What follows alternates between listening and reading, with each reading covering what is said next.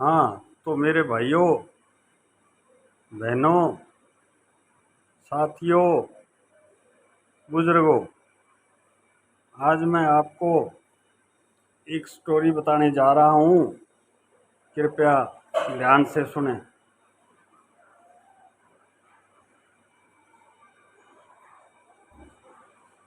राम जी के बाप का नाम दशरथ था और दशरथ जी के जो रानी थी वह बड़ी बहादुर थी। एक बार दशरथ का युद्ध हुआ था, तो वो युद्ध में निपुण थी और उसने अच्छे सैनिक की तरह लड़ाई की थी। दशरथ खुश हो गए और दशरथ ने उसे कहा कि आप मुझसे मांगो कि आपको क्या दूं। तो उसने कहा, मुझे वचन दो, मुझे जरूरत होगी तब मांगूंगा। दशरथ ने कह दिया कि मैंने आपको वचन दिया। उसके बाद में काफ़ी समय बीत जाने के बाद दशरथ जी के हाथ पे विषकंटा हो गया और विषकंटे का दर्द बड़ा खतरनाक होता है। तो दशरथ जी ने इधर उधर विद्वानों को, हकीम वैद्यों को इकट्ठा किया कि इसका कोई इलाज। तो किसी ने कहा कि आप इतना दर्द सहन कर रहे हैं और आपकी रानी जो है उसको ऐसा वरदान दिया हुआ है कि वो अगर विषकंटे को चूस दे तो विषकंटा खत्म हो जाता है। तो उसने कहा, रानी को मैं अभी कह देता हूँ। तो रानी को कहा और रानी ने उस विषकंटे को चूसा, विषकंटा ठीक हो गया। अब क्या है कि दशरथ जी उसको बोले, बोलो आपको क्या चाहिए। वो बोली, मुझे वचन दो, जब जरूरत होगा तब मैं मांगूंगा। अब उसके दो वचन हो गए, एक तो युद्ध लड़ा था वो और दूसरा विषकंटा चूसा था वो। दो वचन हो गए। तो क्या होता है, जब शिक्षा दीक्षा ग्रहण करके राम और लक्ष्मण ये लौट करके जब घर पे आते हैं, उस समय उनकी एक दासी होती है जिसका नाम होता है मंथरा। मंथरा जो है वह रानी को बहका देती है और वह कहती है कि अब राम सबसे बड़ा है और इसको राज तिलक होगा, तेरे बेटे को क्या मिलेगा। इस तरह करके उसको बहका देती है।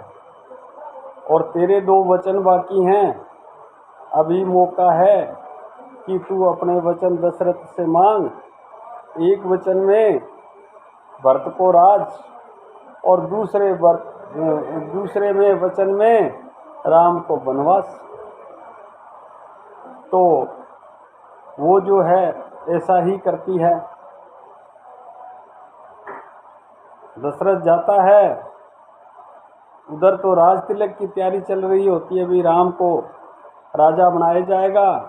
पूरी नगरी में तो ये बातें फैल रही होती हैं और उधर जो है वो दशरथ को बुला करके कहती है कि मैंने आपसे दो वचन लेने हैं, या तो वचन हार दो और या मेरे वचन मुझे दे दो। तो दशरथ कहता है, ठीक है वचन दूंगा, हार क्यों जाऊंगा। तो कहती है कि एक वचन में तो मुझे मेरे भरत को राज मिलना चाहिए, राम को राज नहीं मिलना चाहिए।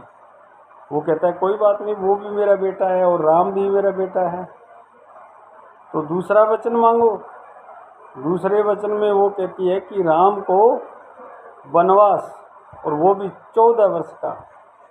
उस समय दशरथ के झटका लगता है और वो ज़मीन पे गिर जाता है, व्याकुल हो जाता है, उसका बुरा हाल हो जाता है। तो फिर राम जी आते हैं और राम जी जो है अपने बाप को धीरज बंधाते हैं और कहते हैं कि मैं वन में चला जाऊंगा, कोई दिक्कत वाली बात नहीं है, मैं राक्षसों का नाश करने के लिए ही पैदा हुआ हूँ। तो फिर ये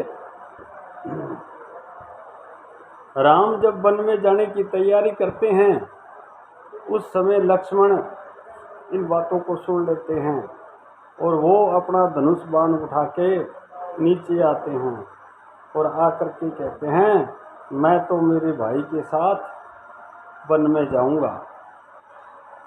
ये बातें जैसे चल रही होती है, सीता भी सुन लेती है। तो सीता नीचे आती है और कहती है कि मैं भी मेरे पति के साथ जाऊंगा। अब क्या है कि राम इनको रोकते हैं, सीता माता को कहते हैं कि तू सास ससुर की सेवा कर।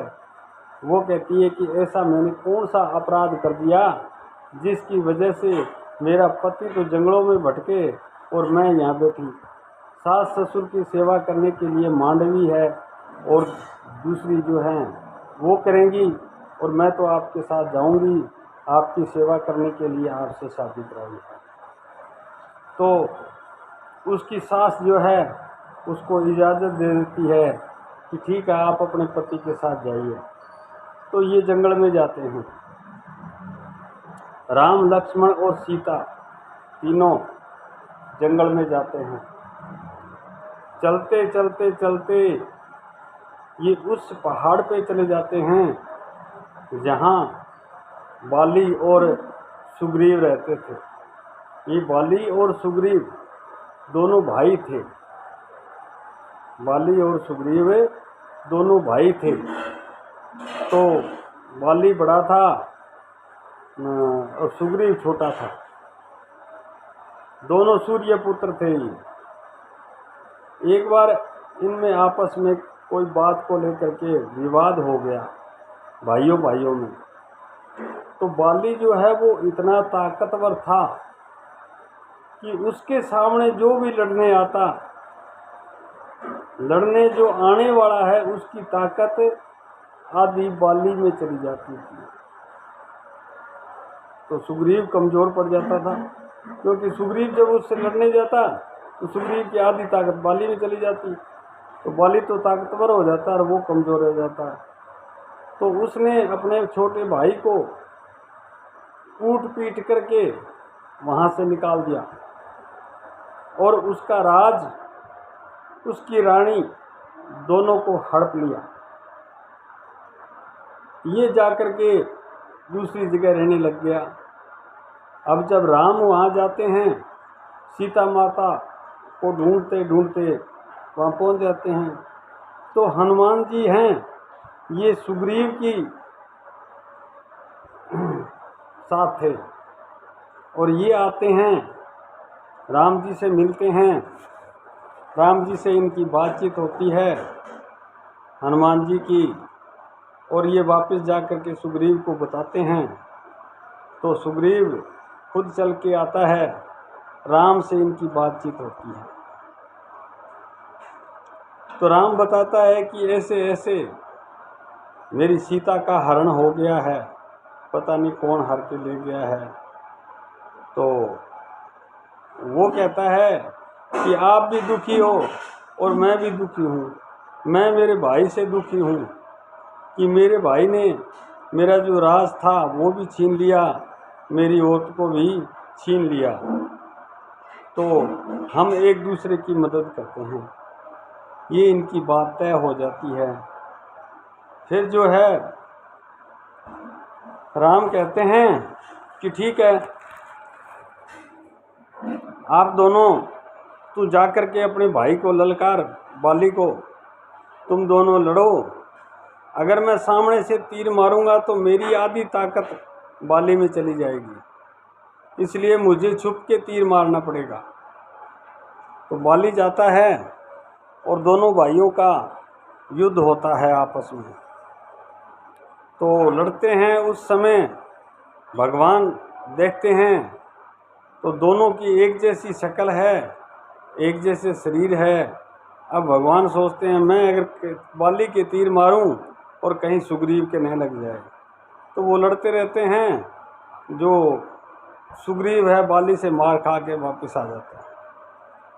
फिर दोबारा प्रभु कहते हैं मैं अब की बार ध्यान रखूँगा। तो दोबारा फिर उनका झगड़ा होता है, लेकिन राम नहीं पहचान पाते। फिर वो मार खा के वापस आ जाता है। फिर कहता है प्रभु ये क्या हो रहा है, आप तो मेरे को पिटवाए जा रहे हो। तो फिर कहते हैं आप ऐसी कोई पहचान करो जिसकी वजह से मैं आपको पहचान सकूं। तो फिर जब ये लड़ने तीसरी बार जाते हैं, अपने बाजू के एक माला बांध के जाते हैं, भाई माला देख करके आप मेरे को बचा देना।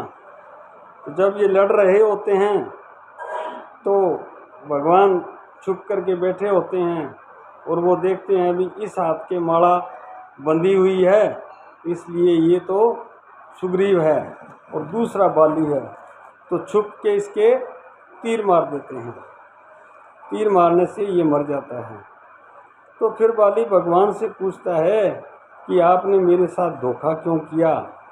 तो भगवान कहते हैं कि अगर मैं तेरे साथ धोखा नहीं करता तो मेरी आधी ताकत आप में चली जाती और मुझे विजय श्री नहीं मिलती, इसलिए मेरे को मजबूरन ऐसा करना पड़ा। और ऐसा मैंने इसीलिए किया कि आपने अपराध किया, आपने अपने छोटे भाई का राज्य छीन लिया, और इससे बड़ा अपराध आपने ये किया कि छोटे भाई की पत्नी को भी छीन लिया, इसलिए उसकी सज़ा आपको मिली है। और वहाँ का राज जो है वो उसके छोटे भाई सुग्रीव को दे दिए राम। फिर राम ने कहा सुग्रीव से कि आप अब हमारी मदद कीजिए। तो सुग्रीव ने अपनी पूरी वानर सेना राम के साथ लगा दी और इन्होंने रावण से झगड़ा करके सीता माता को लिया। इस स्टोरी को लंबी न करते हुए मैं यहीं विराम देना चाहता हूँ। जय श्री राम, जय श्री राम, जय वीर बजरंगी, जय जय श्री राम।